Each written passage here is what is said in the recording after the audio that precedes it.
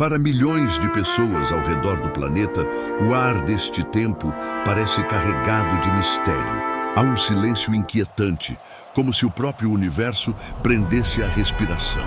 Profecias bíblicas antigas, teorias sobre o fim dos tempos e até alinhamentos cósmicos parecem convergir para esta estação da história. Crentes, estudiosos e até céticos sentem que algo extraordinário está prestes a acontecer. Não é superstição, é a percepção de que os ponteiros do relógio divino estão prestes a marcar uma virada definitiva. Enquanto multidões seguem suas rotinas, casamentos, negócios, festas, planos para o futuro, outros olham para o céu e enxergam sinais. Palavras como arrebatamento, juízo final e fim dos tempos voltam a ocupar o vocabulário cotidiano. É como se a consciência coletiva soubesse que a história humana caminha para seu ponto culminante. Jesus nos advertiu: como foi nos dias de Noé, assim será também na vinda do Filho do Homem. Mateus 24:37. A maioria estará distraída, vivendo como se nada estivesse prestes a mudar. O relógio do mundo continua a avançar. Mercados funcionam, líderes políticos discutem tratados. Mas um pequeno grupo percebe que há algo fora do lugar. Homens e mulheres de fé sentem que estamos vivendo os últimos momentos de uma era. Não se trata de previsões vagas. São ecos de uma história que começou no Éden e avança para uma conclusão inevitável. Desde o primeiro livro da Bíblia, Deus deixou pistas, como um código oculto nas páginas sagradas, esperando que as gerações futuras o descobrissem. Não estamos falando de astrologia ou adivinhação, mas de um padrão profético que se repete ao longo da história, mostrando que o tempo não é acaso, mas linha traçada pelo Criador. Gênesis descreve 6 dias de criação e um 7º de descanso. Para muitos, é apenas narrativa sobre a formação do mundo. Para outros, é um mistério profundo. Um modelo do que seria a história inteira da humanidade. O mundo acostumou-se a ignorar sinais, mas à medida que esta data se aproxima, as perguntas se tornam inevitáveis. Estaremos realmente às portas de algo que mudará a história? As profecias que pareciam distantes estão se cumprindo diante dos nossos olhos. As manchetes se misturam às escrituras. Guerras, tensões internacionais, desastres naturais e crises econômicas não são apenas coincidências. São sinais que ecoam as palavras de Cristo. E ouvireis de guerras e de rumores de guerras. Olhai, não vos assusteis. Porque é necessário que isso tudo aconteça, mas ainda não é o fim. Mateus 24:6. O mundo está à beira de algo e muitos sentem que esse algo já começou. Essa expectativa provoca 2 reações distintas. Alguns zombam, cumprindo o que Pedro escreveu. Nos últimos dias virão escarnecedores, dizendo: onde está a promessa da sua vinda? 1 Pedro 3:4. Outros se tornam vigilantes, como as virgens prudentes da parábola de Jesus, mantendo suas lâmpadas acesas à espera do noivo. Não é medo que move esses corações, mas expectativa, esperança, certeza de que Deus cumpre o que promete. Cada geração teve sinais que a levaram a crer que vivia os últimos dias. Mas o que torna este momento único é a convergência de tantos elementos ao mesmo tempo. Não é um único evento isolado, mas uma sucessão de acontecimentos formando um mosaico profético, como se Deus estivesse falando cada vez mais claramente, chamando a atenção dos que têm ouvidos para ouvir. O sentimento de urgência cresce, o calendário avança e cada dia parece empurrar o mundo para um clímax inevitável. É como assistir ao pôr do sol. Sabemos que a noite está chegando, mesmo que ela ainda não tenha coberto o céu. Estamos vendo o pôr do sol de uma era. E quando a escuridão cair, nada será como antes. É nesse cenário que o relógio profético começa a se tornar visível. Não é apenas uma metáfora, mas uma linha do tempo que pode ser traçada, um padrão que percorre a história desde a criação. E ao olhar para essa linha, algo surpreendente se revela: o relógio de 7.000 anos. Desde os primeiros versos da Escritura, há um padrão silencioso atravessando a história humana, um desenho invisível que se mostra apenas a quem observa atentamente. Deus criou o mundo em 6 dias e descansou no 7º. Em 2 Pedro 3,8 está escrito: Mas, amados, não ignoreis uma coisa, que um dia para o Senhor é como 1000 anos, e 1000 anos como um dia. Essa chave transforma a semana da criação em um mapa profético do tempo. Se cada dia da criação corresponde a 1000 anos da história humana, então o plano de Deus se estende por 7.000 anos. 6.000 anos de trabalho, dor e luta contra o pecado, seguidos por 1000 anos de descanso e restauração sob o governo de Cristo. Essa ideia não é moderna.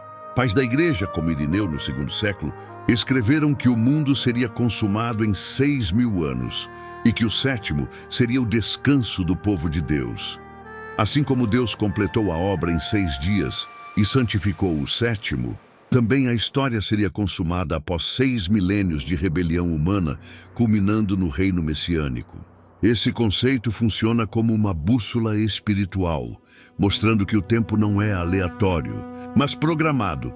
De Adão até Abraão, de Abraão até Davi, de Davi até Cristo, cada era marcada por promessas e cumprimentos. Lucas capítulo 3 lista as gerações até Adão, permitindo traçar uma cronologia que muitos estudiosos calculam em cerca de 4.000 anos até a primeira vinda de Cristo. Somando os 2.000 anos da Era da Graça até o presente, chegamos às bordas do 6º dia. É como se estivéssemos nos últimos minutos antes do pôr do sol, que encerra a Era do Homem e anuncia o Dia do Senhor. A imagem é poderosa. O mundo inteiro trabalhando, se esforçando, se rebelando contra Deus por 6 milênios. E então o descanso vem. Apocalipse capítulo 20 fala do milênio de Cristo, quando ele reinará com justiça sobre a terra. Esse período é o grande sábado da história, o tempo de refrigério prometido pelos profetas. Isaías 11 descreve com detalhes: o lobo habitará com o cordeiro, o leopardo se deitará junto ao cabrito, um menino pequeno os guiará. O mundo inteiro restaurado à harmonia original. Mas se essa linha do tempo está correta, o que significa o momento presente? Significa que estamos às portas do fim do 6º dia, não décadas ou séculos antes, mas nas últimas horas de um ciclo que começou no Éden. Isso explica o aumento da turbulência mundial. Como dores de parto, os sinais se tornam mais intensos e frequentes à medida que o momento final se aproxima. Jesus disse em Mateus 24:8, mas todas estas coisas são o princípio das dores. Isso significa que o relógio não apenas está correndo, mas acelerando. Olhar para esse relógio é como observar o céu ao entardecer. As cores mudam, a luz se torna mais suave, e sabemos que a noite está próxima, mesmo sem ver a escuridão. A história está se tingindo de tons proféticos, e aqueles que têm discernimento percebem a mudança no ar. Essa compreensão não é para gerar medo, mas para despertar vigilância. Jesus repreendeu os líderes religiosos de sua época por não discernirem os sinais dos tempos. Eles podiam prever a chuva olhando para o céu, mas não reconheceram o tempo da visitação do Filho de Deus. O que esse relógio revela é que não estamos vivendo um momento aleatório. Cada evento, cada nação se movendo em direção ao seu destino, cada conflito, cada acordo, tudo faz parte de um grande cenário que se encaixa perfeitamente no plano divino. Isso traz senso de urgência, mas também de esperança. Pois se a contagem está no fim, significa que o descanso prometido está próximo. Hebreus 4 fala desse descanso. Resta, portanto, um repouso para o povo de Deus. Quando se entende essa cronologia, as profecias ganham outra dimensão. As palavras de Jesus, os escritos dos profetas, o Apocalipse de João, tudo começa a se alinhar como peças de um quebra-cabeça que se completa. Cada geração olhou para seu tempo e viu sinais, mas nenhuma geração viu tantas convergências como a atual. Guerras globais, Israel de volta à sua terra após quase 2000 anos, Jerusalém novamente no centro das atenções, o avanço de tecnologias de controle sem precedentes. Tudo parece indicar que estamos no limiar da mudança de eras. E é justamente nesse ponto que o próximo detalhe se torna ainda mais impressionante. Pois se o relógio marca o final do sexto dia, há um marcador especial que Deus colocou em seu calendário para indicar o momento exato da transição. Um ciclo de 50 anos celebrado em Israel como tempo de libertação, de retorno e de restauração total. Esse ciclo pode estar prestes a se completar mais uma vez diante dos nossos olhos. O último jubileu, a grande libertação. Imagine o impacto de um toque de trombeta ecoando pelas colinas de Israel. Era o som do chofar, o chifre de carneiro que anunciava o início do jubileu. Esse toque não era apenas um ritual antigo, era um lembrete vivo de que toda a terra pertence ao Senhor, de que nenhuma opressão é definitiva, de que sempre há um caminho de volta. Em Levítico 25:10 está escrito: santificareis o ano 50º e proclamareis liberdade na terra a todos os seus moradores. Ano de jubileu vos será, e tornareis cada um a sua possessão e cada um a sua família. O jubileu era mais do que um ano de festa. Era um reset divino.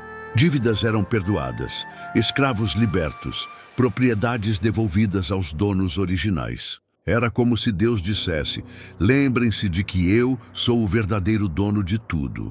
Ninguém deve viver oprimido para sempre. Essa era uma dramatização poderosa do caráter de Deus.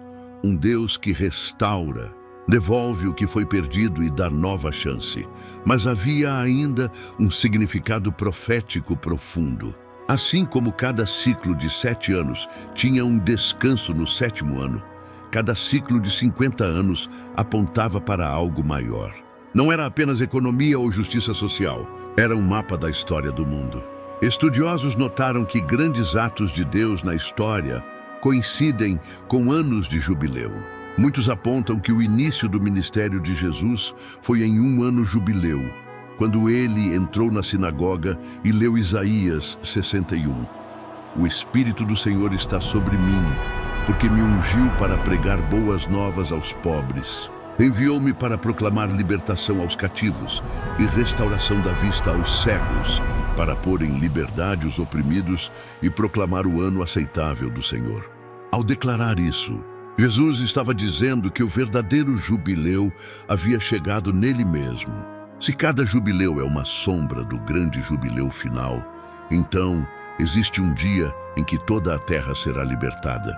Paulo fala dessa esperança em Romanos 8:21, na esperança de que também a mesma criação será libertada da servidão, da corrupção, para a liberdade, da glória dos filhos de Deus. O jubileu cósmico será o momento em que o próprio planeta será restaurado, quando toda dor e injustiça cessarão e o rei governará com justiça. Agora pense no que significa a possibilidade de que o próximo ciclo jubileu seja o último antes do reino milenar. Isso não é curiosidade teológica, é um sinal com peso eterno.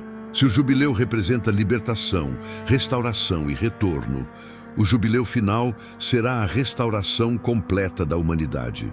Será o momento em que a terra ouvirá o toque da última trombeta e o mundo será transformado para sempre. É justamente por isso que tantos olhos se voltam para os calendários proféticos quando se fala em 2025.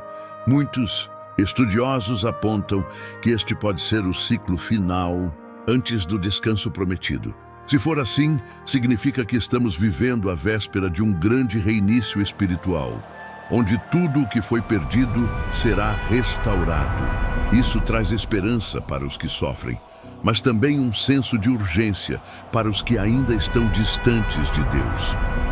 Cada jubileu começava no dia da expiação, quando o sumo sacerdote entrava no Santo dos Santos e aspergia sangue para expiar os pecados do povo.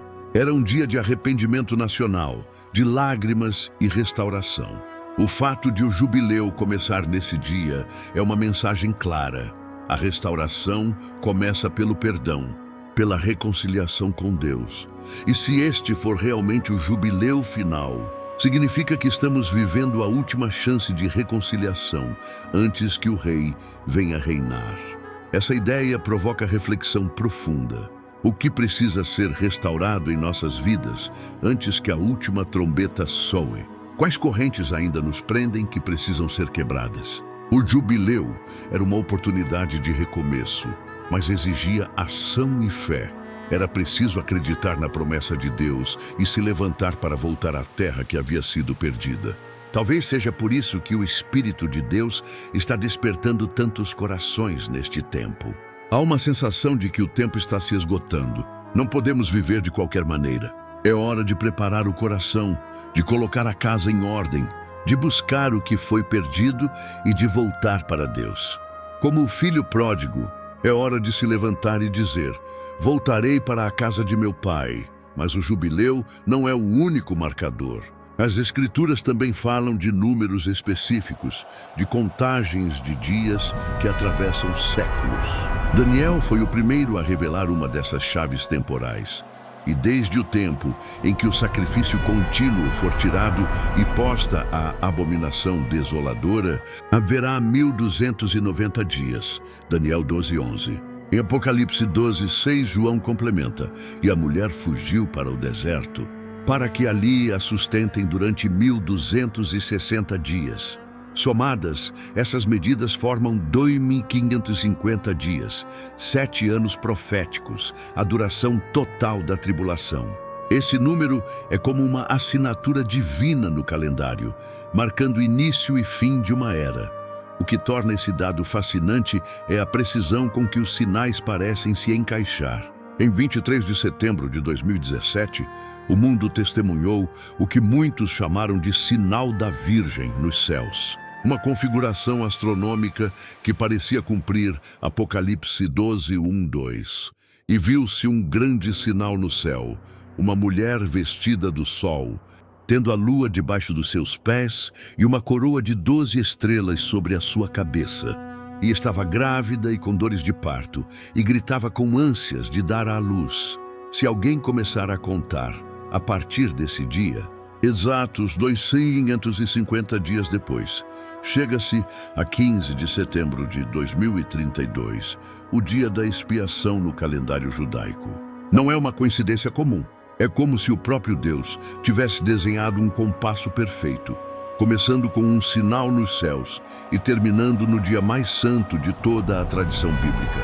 Imagine o peso desse alinhamento. Um sinal celestial inaugurando uma contagem exata de dias, que culmina no dia em que o sumo sacerdote fazia expiação pelos pecados do povo. Se essa contagem realmente indica o período final, então o meio desse intervalo se torna ainda mais significativo. É nesse ponto que, segundo Daniel, a abominação desoladora será colocada e o mundo entrará no período de maior angústia da história humana. Essa precisão matemática é o que deixa muitos estudiosos em alerta.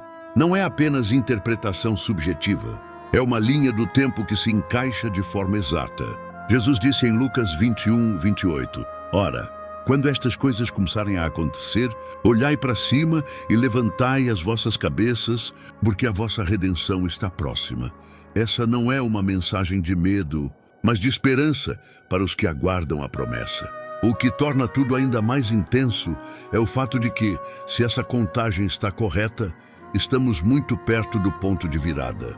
8 anos após o sinal da Virgem, chegaremos a setembro de 2025, justamente o período em que muitos acreditam que o relógio profético dará um passo decisivo. Isso faz sentido dentro da estrutura revelada na Escritura. 7 anos completos de tribulação, terminando exatamente no dia da expiação, no final dos 2550 dias. Esses números têm peso espiritual. Lembram que Deus está no controle do tempo, que a história não está perdida no caos, mas avança para um propósito definido. E quando olhamos para o cenário global, é impossível não perceber que o palco está sendo montado. Nações se alinhando, conflitos se intensificando, Tecnologias surgindo capazes de controlar populações inteiras e um clamor crescente por paz mundial. Tudo parece convergir para o mesmo ponto. É esse tipo de mistério que faz o coração acelerar. Não se trata de especulação vazia, mas de observar os sinais que Jesus nos mandou observar. Ele disse em Mateus 24:33, igualmente, quando virdes todas estas coisas, sabei que ele está próximo, às portas. O que vemos hoje é exatamente isso, todas essas coisas acontecendo ao mesmo tempo e de forma cada vez mais intensa. Há algo inquietante, porém fascinante, em perceber que cada dia que passa nos aproxima desse alinhamento final. A sensação é de que estamos vivendo dentro de uma contagem regressiva silenciosa, onde cada evento é mais uma peça encaixando no tabuleiro. É como estar em um corredor estreito, sabendo que no final há uma porta que se abrirá para uma nova realidade. E enquanto esse relógio celestial se aproxima de seu ponto crucial, algo ainda mais surpreendente está prestes a acontecer no mundo visível. Não são apenas os céus que estão dando sinais. As próprias nações da Terra estão se movendo para um encontro histórico que pode mudar o rumo da humanidade. Paz e segurança, um alerta global. As ruas de Nova York estarão tomadas de bandeiras, líderes mundiais desembarcarão de jatos oficiais, câmeras de todos os continentes transmitirão ao vivo. Entre os dias 23 e 31 de setembro de 2025, o mundo se voltará para a Assembleia Geral da ONU, numa reunião descrita pelos próprios organizadores como histórica. Não é apenas mais um encontro diplomático. É um chamado urgente para salvar o planeta do caos. Uma agenda para selar compromissos de cooperação, de paz e de segurança global. O que impressiona é o tom da convocação. Não se fala em negociações tímidas ou declarações de intenções. A linguagem é de decisão, de ponto de não retorno. Líderes estão sendo pressionados a apresentar metas concretas para reduzir conflitos, combater mudanças climáticas e reformar a ordem mundial. É como se o mundo admitisse que está à beira de um colapso e precisa de um pacto global para sobreviver. Essa linguagem soa familiar para quem conhece as Escrituras. Paulo advertiu em 1 Tessalonicenses 5:3, quando disserem paz e segurança, então lhes sobrevirá repentina destruição, como as dores de parto àquela que está grávida, e de modo nenhum escaparão. Não é uma profecia genérica, é um alerta específico sobre um tempo em que o mundo proclamará paz, justamente antes de um desastre repentino. E aqui está o ponto crítico. Esse encontro global acontece no mesmo período em que tantas outras peças proféticas parecem se alinhar. Não é apenas o calendário judaico apontando para um tempo decisivo. Não é apenas a matemática de Daniel e Apocalipse convergindo para este período. Agora, as nações estão reunidas em um mesmo lugar, falando a mesma linguagem: paz, segurança, futuro comum. Se o mundo busca paz, é porque vive em tensão. Guerras regionais se multiplicam, alianças se formam e se rompem rapidamente. A instabilidade econômica ameaça derrubar potências e o medo de catástrofes ambientais serve de pano de fundo para discursos de urgência. Nesse contexto surge a promessa: se todos cooperarem, um novo tempo de estabilidade pode nascer. Mas a profecia bíblica nos alerta que é exatamente nesse ponto que o perigo se esconde. A comparação feita por Paulo com as dores de parto é reveladora. As contrações não chegam todas de uma vez. Começam de forma leve, espaçadas, depois se tornam mais frequentes e intensas até o momento final. O mundo parece estar exatamente nesse estágio de contrações aceleradas. Cada conflito, cada crise, cada evento global é mais uma contração, empurrando a história para o nascimento de uma nova era. No entanto, a Escritura nos lembra que essa nova era não começa com celebração humana, mas com juízo divino. O dia do Senhor virá como ladrão de noite. 1 Tessalonicenses 5:2. Isso significa que o mundo será pego de surpresa. As pessoas estarão falando em paz, assinando tratados, celebrando a estabilidade recém-conquistada quando algo completamente inesperado ocorrerá. A cena que se desenha diante de nós não é inédita. Ela ecoa padrões antigos. Em Gênesis 11, os homens se uniram para construir uma cidade e uma torre cujo topo chegasse aos céus. Seu objetivo era tornar-se autossuficientes, criar um nome para si mesmos, evitar a dispersão. Era a rebelião disfarçada de progresso. E então o Senhor desceu, confundiu suas línguas e interrompeu o projeto. Hoje, vemos uma torre de Babel moderna se erguer. Não são tijolos e argamassa, mas tratados, metas e compromissos globais. O sonho humano de resolver sozinho o que só o Criador pode resolver continua vivo. Em vez de reconhecer sua necessidade de Deus, a humanidade aplica curativos superficiais numa ferida espiritual profunda. Jeremias 6,14 denuncia: tratam da ferida do meu povo levianamente, dizendo paz, paz, quando não há paz. Mas, para os que esperam a volta de Cristo, esse cenário não é motivo de pânico, é sinal. Cada reunião de cúpula, cada discurso inflamado, cada pacto mundial é como uma placa de estrada anunciando que o destino está próximo. Jesus disse em Lucas 21:31, assim também vós, quando virdes acontecerem estas coisas, sabei que está próximo o reino de Deus. É hora de vigilância, não de desespero. É tempo de discernir. O cenário de paz proclamada também prepara o palco para o surgimento de um líder global. Alguém que será aclamado como aquele que finalmente trouxe estabilidade ao mundo. As Escrituras chamam esse personagem de o homem da iniquidade, o filho da perdição. 2 Tessalonicenses 2. Ele confirmará alianças, trará uma paz temporária, mas há um custo que o mundo ainda não está preparado para pagar. Cada reunião de cúpula, cada acordo assinado, cada discurso nos aproxima mais desse ponto sem retorno.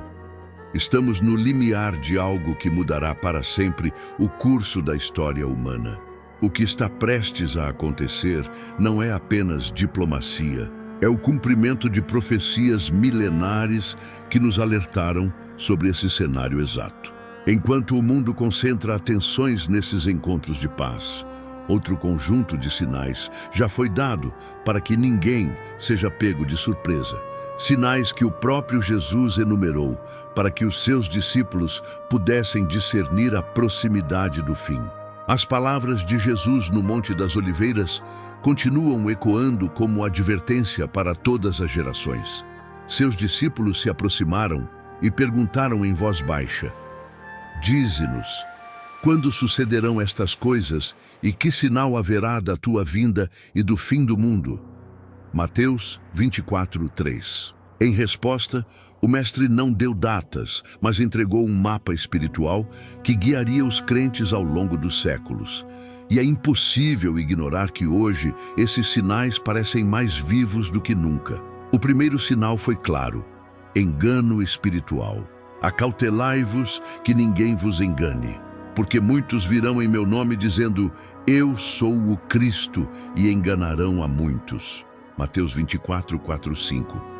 Jesus não falou de enganos isolados, mas de um ambiente saturado de falsos mestres e líderes que se apresentam como resposta para os problemas da humanidade. Nos últimos anos, nunca se viu tantas vozes disputando autoridade espiritual. Tantas versões distorcidas da verdade, tantos messias prometendo salvação sem arrependimento. O engano tornou-se sofisticado, embalado em discursos de autoajuda e mensagens agradáveis ao ouvido, mas que desviam do caminho estreito. O segundo sinal é o aumento de conflitos e desastres globais. E ouvireis de guerras e de rumores de guerras. Nação se levantará contra nação e reino contra reino, e haverá fomes, pestes e terremotos em vários lugares.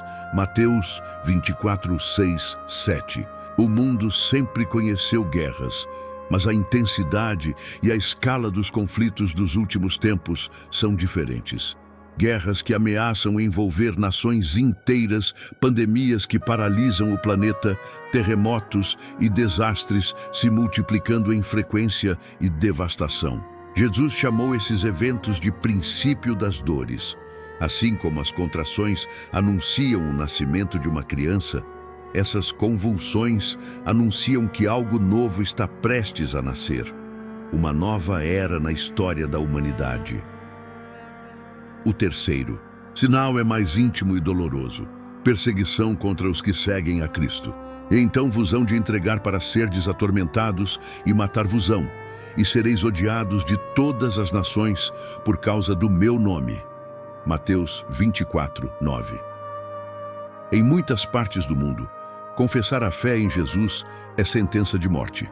Cristãos são perseguidos, expulsos de suas casas, presos, mortos. Mesmo em lugares onde não há perseguição física, cresce o ódio contra tudo que se relaciona com o Evangelho. A cultura despreza os princípios de Deus e o preço de permanecer fiel torna-se cada vez mais alto. Junto com a perseguição vem outro fenômeno: apostasia. E muitos serão escandalizados e trair-se-ão uns aos outros, e uns aos outros se odiarão. E surgirão muitos falsos profetas e enganarão a muitos, e por se multiplicar a iniquidade, o amor de muitos esfriará. Mateus 24, 10, 12. Vivemos tempos em que muitos abandonam a fé, escandalizados por escândalos religiosos ou pelo simples peso de viver uma vida santa em um mundo hostil. O amor de muitos realmente se esfria. A indiferença espiritual cresce. As pessoas se distraem com prazeres momentâneos, enquanto ignoram a eternidade que se aproxima. No entanto, Jesus não deixou sua igreja sem esperança. Ele declarou: "Mas aquele que perseverar até ao fim será salvo. E este evangelho do reino será pregado em todo o mundo, em testemunho a todas as nações, e então virá o fim." Mateus 24, 13, 14. Isso significa que o último sinal antes da consumação será global. A mensagem do Evangelho alcançando cada nação, tribo e língua. É notável que com a tecnologia atual, a palavra de Deus se espalhe mais rápido do que em qualquer outro período da história. Plataformas digitais, transmissões de rádio, traduções da Bíblia alcançam os cantos mais remotos do planeta. Nunca estivemos tão perto de ver esse cumprimento total. Mas então, Jesus falou de um sinal ainda mais aterrador, que marcará o ponto sem retorno. Quando, pois, virdes que a abominação da desolação, de que falou o profeta Daniel, está no lugar santo, quem lê, entenda. Mateus 24, 15. É o momento em que um homem se colocará no centro da adoração, proclamando ser Deus. Paulo descreveu esse evento em 2 Tessalonicenses 2:4, o qual se opõe e se levanta contra tudo o que se chama Deus ou se adora, de sorte que se assentará como Deus no templo de Deus, querendo parecer Deus. Esse será o sinal claro para Israel e para o mundo de que a última metade da tribulação começou. Jesus prosseguiu dizendo que após esse evento viriam dias de angústia nunca antes experimentados na história humana. Porque haverá, então, grande aflição, como nunca houve desde o princípio do mundo até agora, nem tampouco haverá jamais. Mateus 24, 21. O mundo conhecerá tribulação tão intensa que, se Deus não encurtasse aqueles dias, ninguém sobreviveria. Mas por amor aos escolhidos, esses dias serão abreviados, e por fim, o próprio céu dará sinais. Logo depois da aflição daqueles dias, o sol escurecerá, a lua não dará a sua luz, as estrelas cairão do céu e as potências do céu serão abaladas. Mateus 24, 29. Imagine o terror de ver o sol se apagar, as estrelas caírem, o universo parecer desfazer-se diante dos olhos. E então, no meio do caos, o sinal do Filho do Homem aparecerá no céu.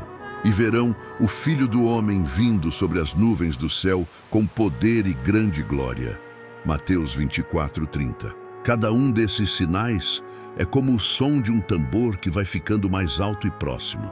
Não são eventos isolados, são marcos mostrando que o rei está à porta. Mas o rei não vem apenas para governar, ele vem também para julgar. E esse julgamento será definitivo, inescapável, o momento em que cada vida será confrontada com a verdade diante do trono celestial. Há um momento descrito nas Escrituras que nenhum ser humano poderá evitar. Não importa a posição social, o país de origem, o século em que viveu, ou se foi lembrado pela história, ou esquecido pela humanidade, todos estarão lá. João, o apóstolo que viu o fim dos tempos, escreveu: "E vi um grande trono branco, e o que estava assentado sobre ele, de cuja presença fugiu a terra e o céu, e não se achou lugar para eles. E vi os mortos, grandes e pequenos, que estavam diante de Deus, e abriram-se os livros. E abriu-se outro livro, que é o da vida. E os mortos foram julgados pelas coisas que estavam escritas nos livros, segundo as suas obras." Apocalipse 20, 11, 12. Imagine essa cena. Um trono tão puro que o próprio céu e a terra recuam. Uma luz tão intensa que nada pode se esconder. Diante desse trono, todos os mortos de todas as eras se levantam. Reis e mendigos, governantes e soldados, sábios e ignorantes. Todos em pé, esperando o juízo. É um tribunal onde não há advogados de defesa, não há apelos, não há como manipular o veredito. Tudo será revelado. Cada pensamento, cada palavra, cada ação. Jesus disse: "De toda a palavra ociosa que os homens disserem, hão de dar conta no dia do juízo." Mateus 12:36. Não há engano, não há erro de registro. Nada escapa do olhar daquele que é santo e justo. Mas entre esses livros há um que é diferente. É chamado de Livro da Vida do Cordeiro. Nele estão registrados os nomes de todos os que entregaram sua vida a Cristo, de todos os que confiaram no sacrifício do Filho de Deus para o perdão dos seus pecados. Aqueles cujos nomes estão nesse livro não serão condenados, porque já passaram da morte para a vida. Jesus declarou: em verdade vos digo que quem ouve a minha palavra e crê naquele que me enviou tem a vida eterna e não entrará em condenação, mas passou da morte para a vida." João 5:24. Mas aqueles que não têm o nome no livro da vida são julgados segundo suas obras. E por mais boas que essas obras possam parecer aos olhos humanos, diante da santidade de Deus, elas são insuficientes. Isaías 64:6 diz: "Todos nós somos como o imundo, e todas as nossas justiças como o trapo da imundícia." O padrão do julgamento não é o vizinho, não é a sociedade, é a perfeição absoluta de Cristo. E ninguém, por mérito próprio, pode alcançar essa perfeição. Após o veredito, há um silêncio que paira sobre o universo. Então a sentença é executada. A morte e o inferno foram lançados no lago de fogo. Esta é a segunda morte. E aquele que não foi achado escrito no livro da vida foi lançado no lago de fogo. Apocalipse 20, 14, 15. Essa é a separação final, a perda irreversível da presença de Deus, a consequência última de rejeitar a graça oferecida. É o momento em que toda máscara cai, todo disfarce se desfaz, toda justificativa se cala diante da verdade. Mas para os que pertencem a Cristo, essa cena não é de condenação, é de justiça sendo estabelecida. É o fim do mal, o fim da corrupção, o fim de toda lágrima causada pelo pecado. Apocalipse 21:4 traz a promessa: "E Deus limpará de seus olhos toda a lágrima, e não haverá mais morte, nem pranto, nem clamor, nem dor, porque já as primeiras coisas são passadas." O julgamento não é apenas punição, é restauração. É o dia em que Deus põe fim ao caos para sempre e inaugura a ordem perfeita do seu reino. Ver essa cena descrita por João é ser confrontado com a eternidade.